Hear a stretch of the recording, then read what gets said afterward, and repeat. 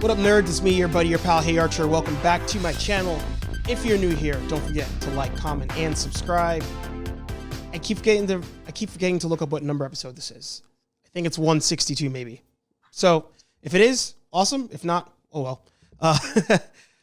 Once again, special guest in the house, friend of yours, friend of mine, our good friend, Aaron Waller, in the building. How are you doing, Aaron?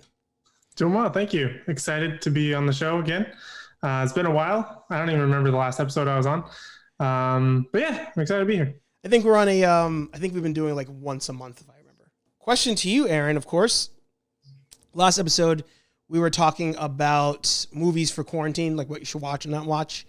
Mm-hmm. Has there been something new that you have watched that was on the list, or are you going through your list? What's been on the TV lately?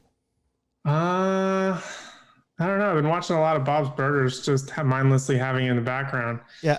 Not a really ton of movies that I've watched. I did watch a movie. Well, it's a movie in Spanish, though. There's one called Hogar, is what it's called on Netflix. Mm-hmm. But it's called, I think, like not the tenant, but the occupant or something like that in English. Mm. There's another Spanish movie that I haven't watched yet that's on Netflix, The Platform. There's been a couple here and there that I've been adding to the list, but nothing that I've been steadily watching. Nice. Yeah, I've been, I actually have not, since I talked to you last. Oh no, so I watched Gemini Man since we talked last. And I think that might've been the only new movie I've seen.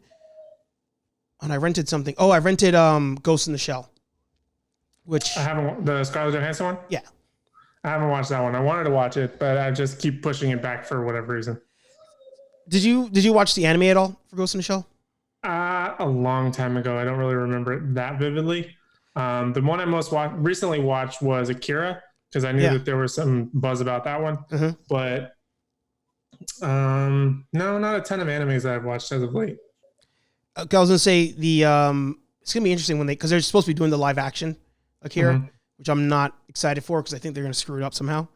Oh, it's so easy to screw up. Yeah, there's from like the opening of Akira, you can easily completely screw everything up. Oh yeah, for sure. It would have been helpful if I hit record on the eCam. That would have been good too. It is what it is. It's fine. The video will be popping up here for all of you to watch. So yeah, the Ghost in the Shell was interesting about that. And if you do get a chance to watch it, you're gonna have to let me know. If you can, watch the anime first and then watch the movie. Not because it's one of those situations where like, oh, the book was better or anything like that. Mm-hmm. The movie to me was the same kind of storyline as the anime as far as like excitement and stuff. So I think the only thing the movie messed up was the fact that you had people in Japan talking Japanese and then these random like 4 white actors and actresses. Like that just was off for some reason. But the way the movie flowed and whatnot, I felt like it was like the anime. Okay. So I was wondering if people who didn't like it even watched the anime or if they're just like, this is different. I don't care. Okay. So I'll have to check them out. I'll have to rewatch the anime because I did want to watch Ghost in the Shell. It's been on the list for forever. Yeah. And for whatever reason, I keep pushing it off or forgetting about it. Although there was a movie that I did watch and it might be on my Cinematically Late series, and that's Jojo Rabbit. I just watched that. So, I mean, it just sparked my mind because of Scarlett Johansson. But really, that's the only thing I watched. But yeah, we'll watch them probably back to back, if anything. I have to watch that too. I've heard good things about it. It was pretty good. I wouldn't say it's like my favorite, but Taika Waititi's like style is very unique. Yes. And kind of weird, but overall it's pretty good. Yeah, that's actually The Hunt for the Wild People or whatever. Yeah, you mentioned that before previously. Yeah. I haven't watched that one. So this was actually my first Taika Waititi movie that wasn't like Thor Ragnarok. Yeah. So I think that's maybe what was so jarring about it is I didn't know his style outside of MCU where a lot of it's kind of built in. Yeah. With the whole Marvel doing whatever they want. So that was, I think, a little bit off-putting, but I need to watch that other one as well. Did you notice similarities between Thor and that movie, Jojo Rabbit? Not really. I feel like sort of like the comedy aspect, if anything. Yep. Because obviously Thor Ragnarok felt a little bit lighter than a lot of the other ones. Yeah. But not really. Not a whole lot of parallels between the two. Cool. Oh, yeah. So yeah, once you watch the other one, let me know. Same thing. Like if you see, because that's when I was watching it. Kind of to your point, like I was like, this seems like him for some odd reason. Like, well, not him. I was thinking Thor, and then all of a sudden, like he shows up in the movie, and I'm like, why is he in this movie? And then I look it up, and I'm like, oh, he made this movie. So. Yeah, no, he's in Jojo Rabbit quite a bit. Yeah. As Hitler, which is great. But yeah, no, I need to watch The Hunt for the or not The Hunt. Yeah, it was The Hunt for the Wilder People. Is that what it's called? I think that's what it's called. I always mess it up. I always mess up the name of that. I remember. That's the one with the kid from Deadpool 2, right? Yes. Okay. Yeah. All right. I'll have to check it out. Yeah. I'll add it to the list. Ooh, that's a good movie for, was it 6 Degrees of Separation or 7 Degrees of Separation? When you try to link 2 actors together and you could jump movies. Isn't that the 6 Degrees of Kevin Bacon? Oh, that's it. Yeah, that's it. I had the 6 in there. Separation too, but the movie version I think is Kevin Bacon. Yeah. That's it. So speaking of movies, this week we got some interesting news, and that was that J.J. Abrams is set to produce, although in the headline it said J.J. Abrams / Bad Robot is set to produce the DC Universe Dark series. Or I don't think they labeled it Justice League Dark, but they may have just said like the Dark Universe of DC. He's set to direct or produce those shows for HBO Max. And as the only 2 people who pay for the DC app, I figured we'd be two good people to kind of dive into this. So out of the gate, when you heard that or read it, what were your thoughts on it? First question, why is a DC property on HBO Max? If anything, a DC already has their own platform. I feel like that's a bad idea. It also made me think about Justice League Dark, which I think I did a review for like forever ago. And the main thing that I remember from that movie is that there was a poop monster, which is kind of concerning. Yeah. But no, I mean, it's okay. I mean, I like J.J. Abrams a lot. I don't know if he's kind of slacked off a lot lately, but like when his earlier stuff was kind of coming out movie-wise with Bad Robot, like Super 8, the Star Trek reboots. The first Star Trek reboot, I think I saw like 3 or 4 times in theaters, so I liked it that much. A lot of his lens flare time that he chilled out on. Force Awakens is probably one of my top Star Wars movies. Rise of Skywalker, we're not going to talk about that one, but I feel like he tried to pull something on that one, but it just didn't work out. Yeah. But I feel like I'm in the large scheme of things. I trust him to start something in terms of finishing something or his progression to it, because he likes to do like the mystery box sort of style. Because I think he did Lost, or Bad Robot did Lost, where they had that concept where there's this mysterious box thing that's going to be like constantly throughout the series that you don't really know what it's about. He has a really good ability to present a mystery and like have you intrigued by it, but then like it kind of falls flat on that third act. So that's, I think, the biggest concern about it, but I'm kind of on board with it. I just don't understand why they're putting on HBO Max. I mean, it's fine if Warner Brothers is partners with HBO and like they're partners or whatever way you want to consider it. Because I think they're going to put like all the other DC ones, like Batman vs. Superman on there or something. I don't remember. But what's the whole point of putting it on a whole new separate platform when you still have your own? Yeah, no, and that continues to be kind of the argument, which is you already have an app. So why not put some big name stuff on the app like that? Like if you're like, we have these series coming out and it's J.J. Abrams doing it, that will grab more eyes to the app for sure. But you bring up a good point. Before I even jump into that, what I have been binging is Star Trek Next Generation. So it's funny you mentioned Star Trek there. The show that I didn't realize was woke, not in a bad way, but like more like I always had it in my mind, like, yeah, Star Trek, it's in the future and they're all about like, yeah, humans we don't see color, we don't see sex or whatever.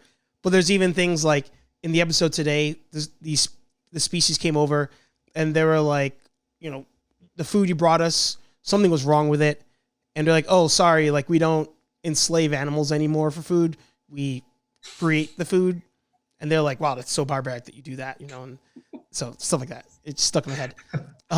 But yeah, you're right. He's notoriously good for a good opener, putting that mystery box, like you said, and then the drop off. And the one that people forget is in Lost. He started Lost and then just took off and like left it be. And that's why people think it kind of fell off. And then with Star Wars, he had to get dragged like by his ears, like back to do the third one. Cause he was like, I just did the first one. That's it. I don't have time to do the other ones. And it's like, no, dude, like you're starting a storyline, finish the storyline. But that ends up being his flaws. He can't finish stories.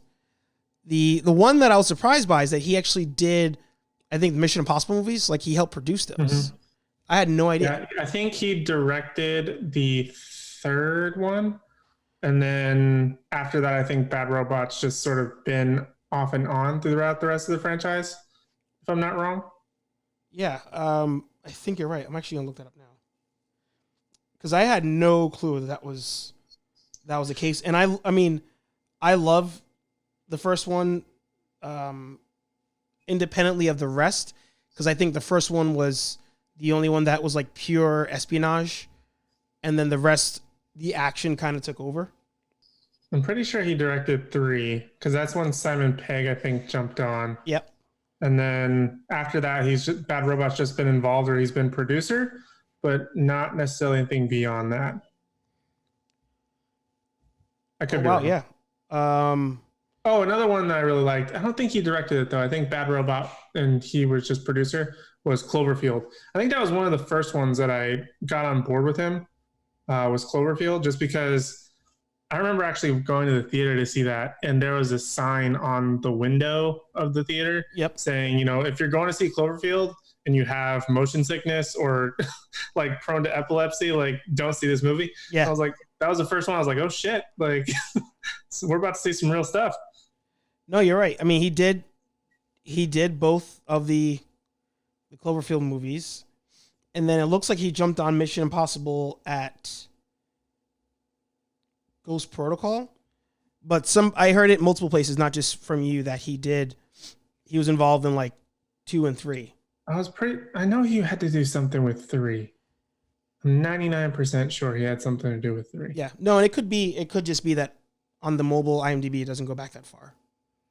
But, I mean, visually, yeah, his style is awesome. Yeah, he directed 3. He did? Sorry. Oh, he directed it?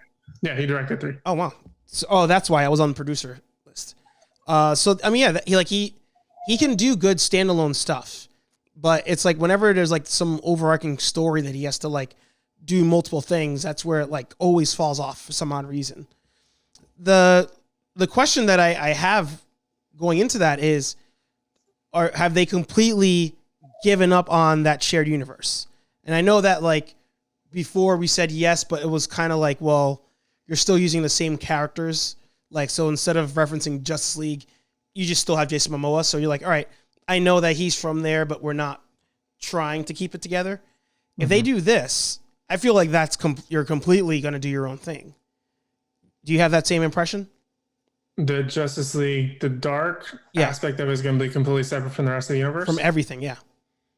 It's probably going to be like a Flash Arrow situation where they can maybe acknowledge that these characters exist, but never bring them into the fold beyond maybe these sub characters like a Batwoman or what's another offshoot, like Supergirl. Right. Like maybe they don't necessarily bring in the big one, but they can offshoot it with and supplement with somebody else. And maybe I don't know if they would hook up with Titans at all. That's a whole different thing that they could possibly do, if anything. Yeah. But Justice League Dark is just so obscure. And if I'm not wrong, way back when it was still supposed to be a movie, I think Guillermo del Toro was supposed to direct it. Yeah.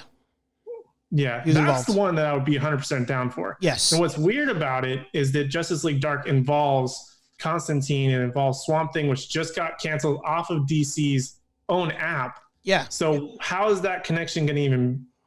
What's the purpose of it? Like, how's it going to work? Yeah. Are you just going to completely write him off?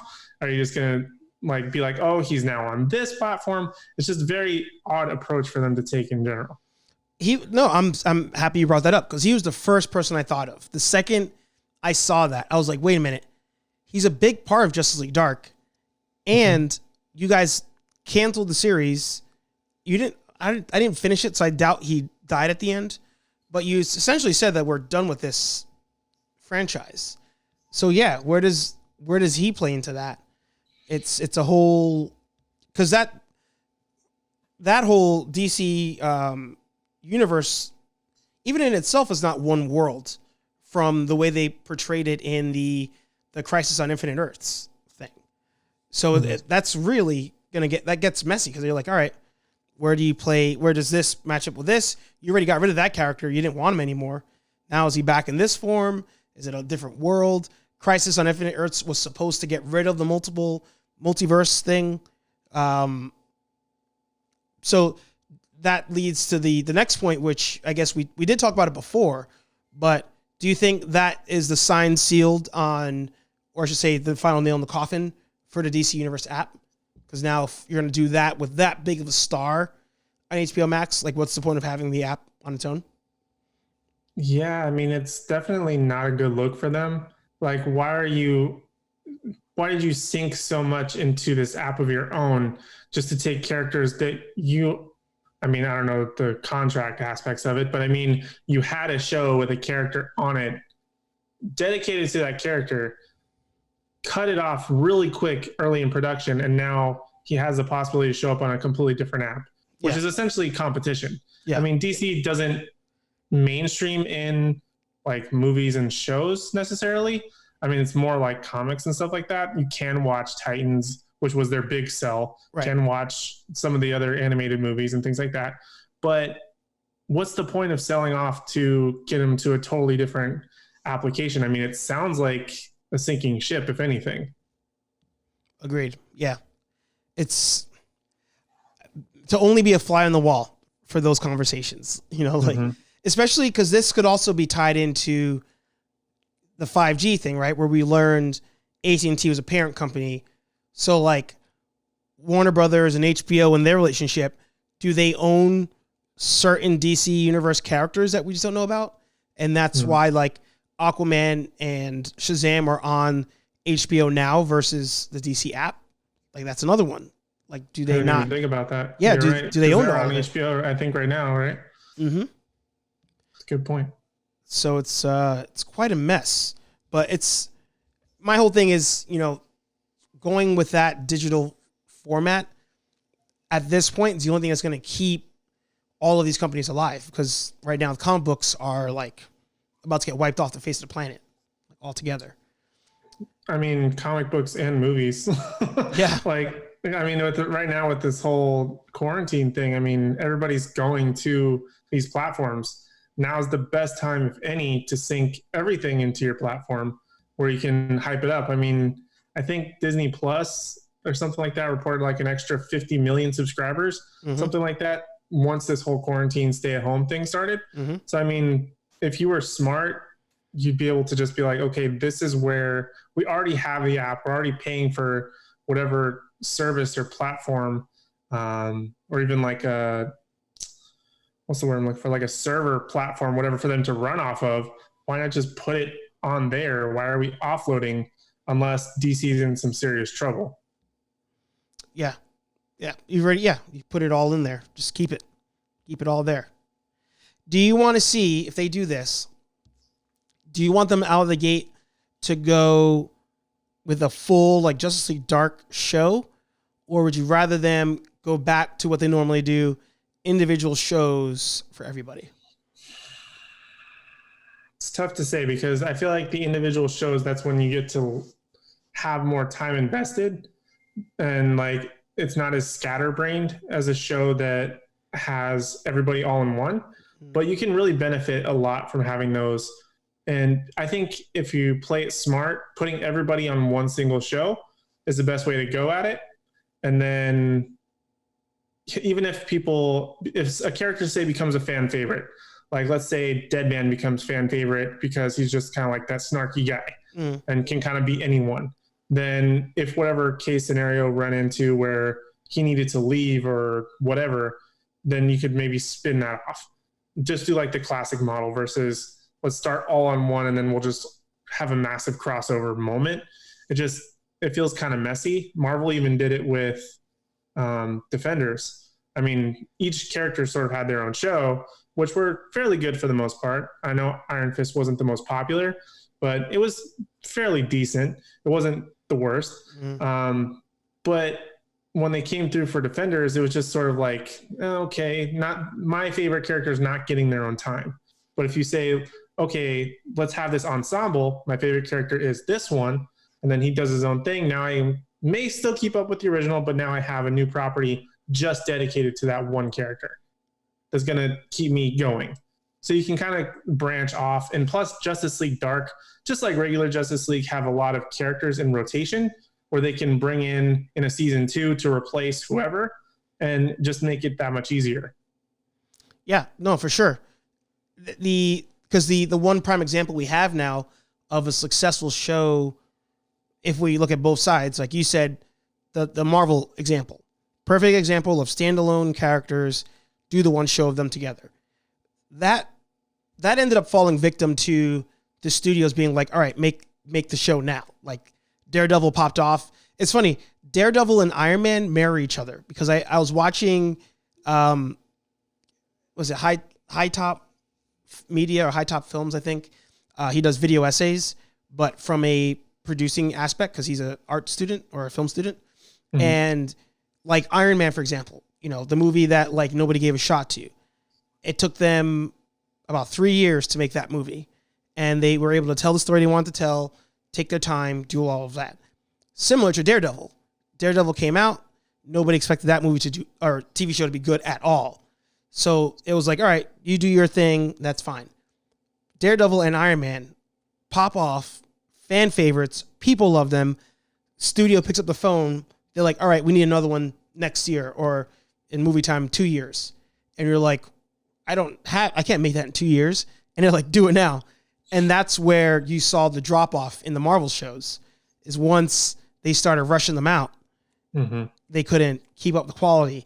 And Iron Fist was the one that suffered the most because even that actor, he was the last one, right? Yeah. But even that actor, he's like, the takes, it was like 2 takes to figure out the fight scene. They're like, don't worry, we'll fix it. And it's like, there was no, and now I feel bad for the guy kind of, because he's suffering almost like the Hayden Christensen thing, where like he wanted to do better, but they didn't let him. And they were like, yeah, Iron Fist, we got to do this. Like, we got to shoot the whole season, like 3 months. Let's go. And they were like, well, it takes like 6 months to learn how to fight. Like, I don't know what you're doing there. The second season of Iron Fist, I thought was better than the first. Did you watch all of Iron Fist? I didn't even give the second season a chance. I like the second season a lot more. It felt a lot more fast paced. It left it on a cliffhanger because they didn't know that they were going to get canned. Right. But where they were going with it, I'm like, okay, what's going to happen next? And of course, it's one of those shows that falls victim to, okay, we kind of screwed up in the first season. We picked it up in the second season and got the buzz to it to where we can like, okay, let's go into season 3. And then they got cut. So it's going to be like one of those never answered sort of things unless somebody on a writer's team later is like, oh yeah, we had the idea to blah, blah, blah. Right. And maybe that's how you find out. But there's a couple of them good shows that have fallen victim to that cliffhanger curse. Yeah. And it just dies out and you'll just never find out what happened. Daredevil season 3. You get the military dude gets all the implants to become whatever that, I can't think of the villain's name. And yeah, it just dropped off. Trying to remember which one you're talking about. The dude who was like, oh yeah. Bullseye. Sorry. Yes. Yeah. For some reason, my mind went when you said military dude. I was thinking of. I didn't watch Punisher season 2. It was like the Patriot guy, the Jigsaw guy. For some reason, I was thinking of him. But I remember what you're talking about now. Yeah. Yeah. But the contrast to that, a show that did well, even though I didn't finish it. I don't know if you finished it, but did well with the whole cast being there was Doom Patrol.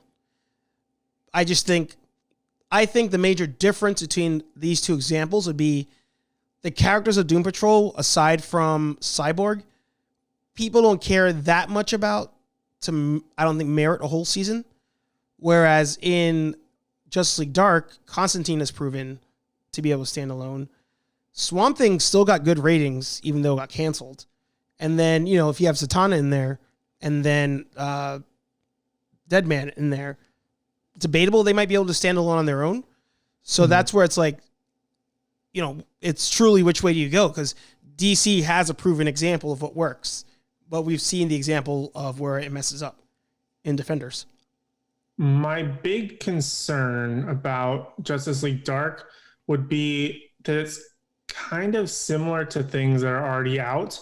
So maybe people aren't going to care. Kind of like what you're saying with Doom Patrol, or maybe even like having like that ensemble of people that can do different things, like The Boys or Umbrella Academy. Yeah. Like we're getting so many ensembles that can play their own little minor part in the grand scheme. So it's just going to fall prey to, this is just like everything else. Yeah. And now it's on if I'm not wrong, HBO Max is supposed to be an even more expensive app than a lot of what's out right now. Yeah. So are people going to pay for this app to watch this show when they've already got 16 other streaming services and this one's twice the price of a Netflix or Hulu or whatever? Yeah, I didn't even factor in the cost aspect of it. That, it is supposed to cost more. Because HBO Now already costs more than the rest. It's like, isn't it like $15? I don't know, because usually if I have it, it's looped in with like Prime or whatever.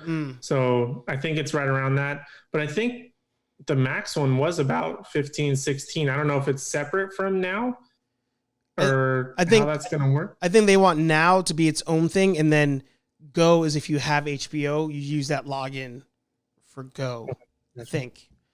Now, what's good about this whole thing is that HBO has been, in my opinion, fairly good at developing a show. Yep. DC clearly hasn't. Yep. So HBO's had Game of Thrones. HBO's had The Sopranos. They've had what's the one that I watched recently? Watchmen. Oh, Watchmen, which was great. So I mean, based on Watchmen, I can understand that they can take those cast of characters and make it work. But now that's not even getting a second season, but I think that's more of a writers and behind the scenes thing than anything else. But, maybe they can do it better than DC. I mean, they don't have the best track record. I mean, you and me talking about Titans, I mean, I think that's pretty apparent. Yeah, and that was another one where it was almost succeeding because it was supposed to fail. And then once they figured out they could actually make some money on this, they screwed up. Every time. Yeah.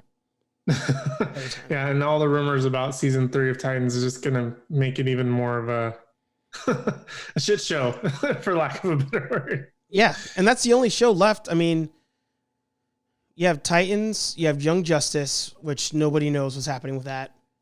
And then you have... I think they're just going to be done with Young Justice. Last season was just... Because you haven't watched it yet, right?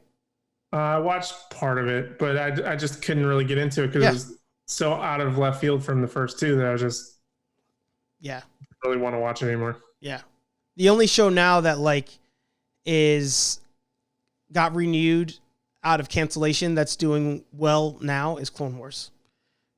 But everything else is just, once it gets canceled, bring it back, and then it's terrible. I'm trying to think if there was another one that got canceled and brought back. Well, Constantine had a bit of a weird background to him too. Yep. Speaking of Constantine, I know people don't like it, but if you ever watch the Keanu Reeves ones, it's actually really good. I like that one a lot. Oh yeah, I think it's a great movie.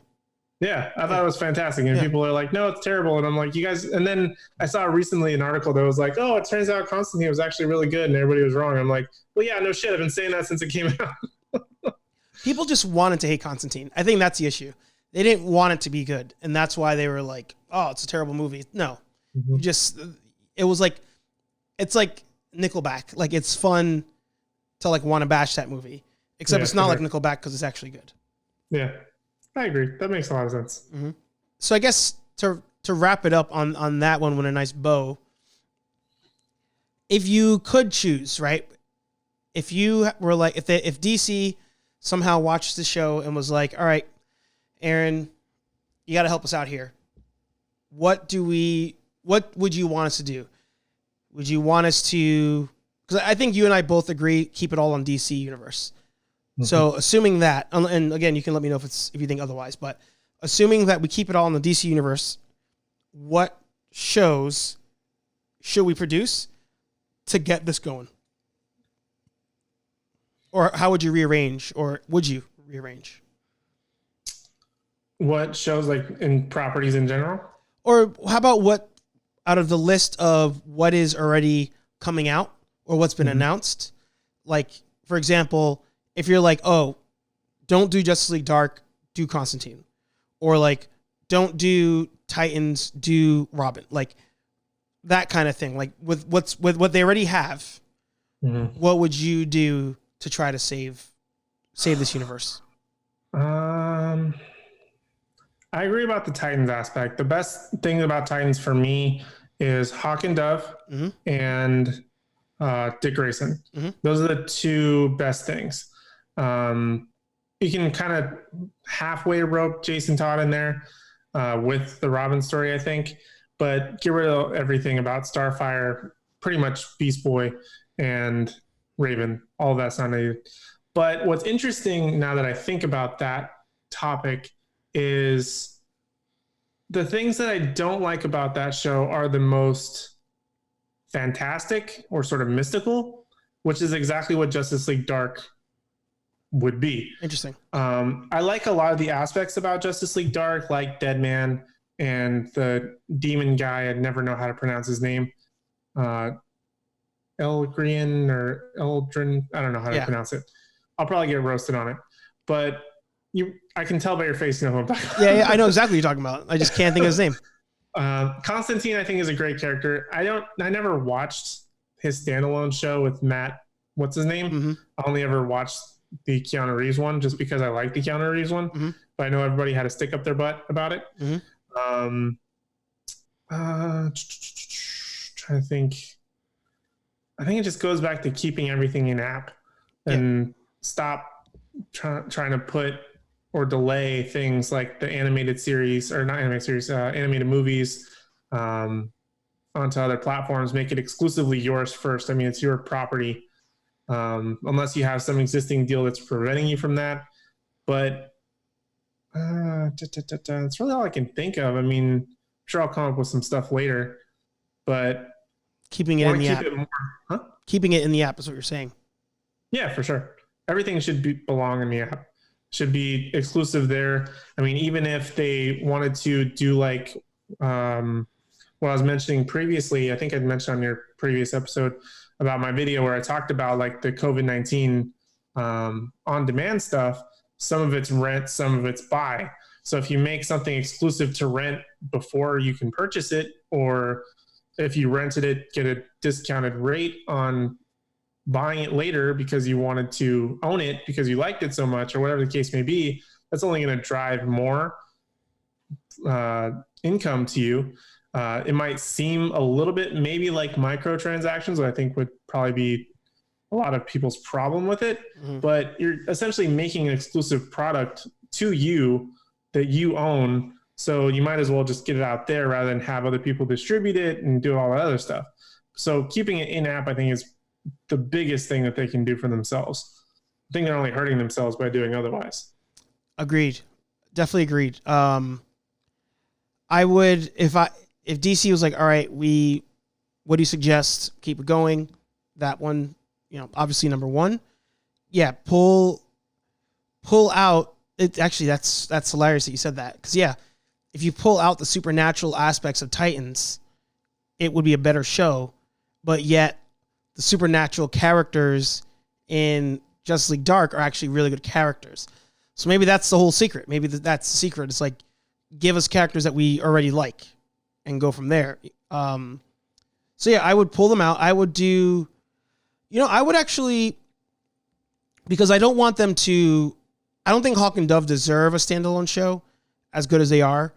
But I mean, with connection with Dick Grayson and Dawn having previous relationship with him and that being kind of weird, which they completely canned after like mentioning it. Yeah. And they're just totally chill with it now. That can just tie in all together. It doesn't have to be. They'll just make a new show called Birds of Prey, and it's just Hawk, Dove, and Robin. Yeah, might as well. That makes more sense. I'd watch it. Yeah, and that's where I was kind of going with it. I was like, I'm fine with them keeping Teen Titans, just keeping Titans on it, but let's just do Robin, Hawk, Dove. You can bring back Jason Todd if you want, and make it that darker show that you started out with that actually ended up working out somehow at the end. What I would even do is just in light of the whole quarantine thing, just to still produce but not put a ton of stuff into it, is kind of scrap a lot of live action stuff.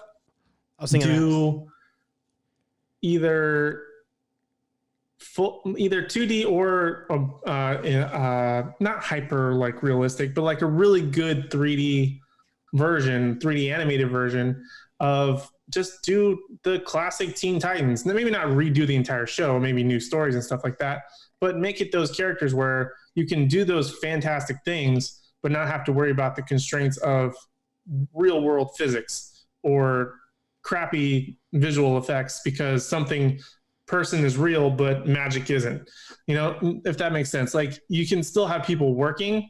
You're not losing anything. You can still produce it. You can still get people to buy it and watch it and not have to worry about a lot of the constraints of the film industry, I guess.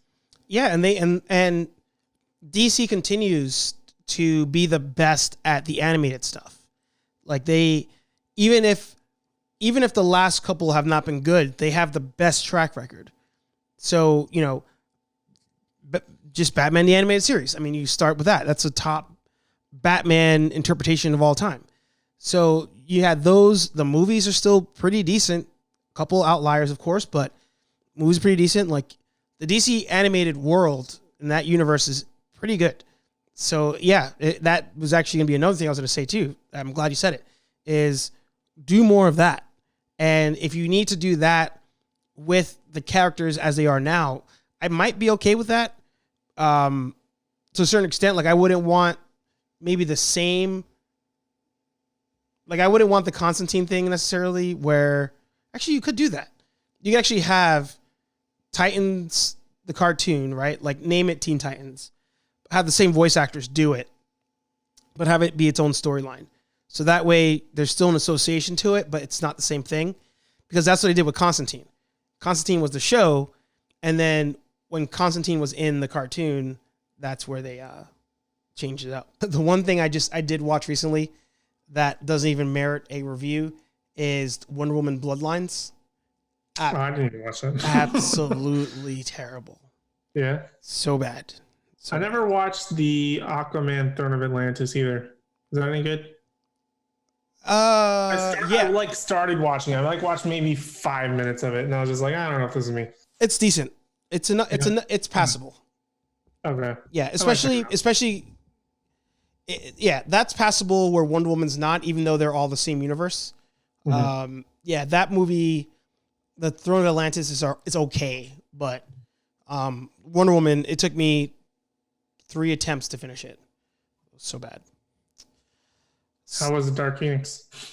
Oh, yeah. I bashed it the whole way through, and then when it was done, I was like, it wasn't as bad as I thought, in the sense that they could have easily made it a good movie if they had more to do afterward. Yeah. It was the same as the other one for the most part. I mean, yeah, it was just the same thing. I never liked the Phoenix storyline to begin with, but that's just me. Yeah, it's a hard. It's just a hard one to pull off. It's really hard. Yeah. So, anything that you want to plug before we call it an episode? And of course, thanks again for stopping by the show. No, anytime. No, I mean, I've got my Cinematically Late series, new episode every single Thursday. Doing random reviews throughout as well. I'm trying to decide on some other series that I may be doing eventually in the future. So make sure you subscribe for that. But Cinematically Late is pretty much the gem of the moment. Just watching stuff that I missed and then just reviewing it. I love it. No, and I'm a big fan of the series. So keep going with it. And I'm glad that you are sticking to the weekly release. Yes. That's good. Trying to. Yes. Well, thank you for listening.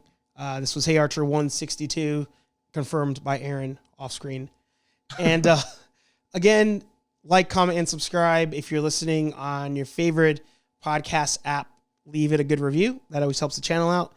And I always feel like an infomercial when I say this, but I'm actually trying to be genuine with it, where I want all of you to make your own content too. Like Aaron and I get to do this for fun, and it's amazing. You get to meet new people that way. So if you've been thinking about starting your own podcast, your own content, in the description, I have a list of all the things I use to make this show, as well as 2 links. One is to Ecamm Live, which I use to kind of organize everything. And the other one is to Buzzsprout, which I use to broadcast the app. So if you want to make content, all those links are down below. It always helps out the channel to use those. But most importantly, thanks for watching. Thanks for listening. Be safe. Skip Wonder Woman Bloodlines. Talk to all you nerds in the next video. Peace.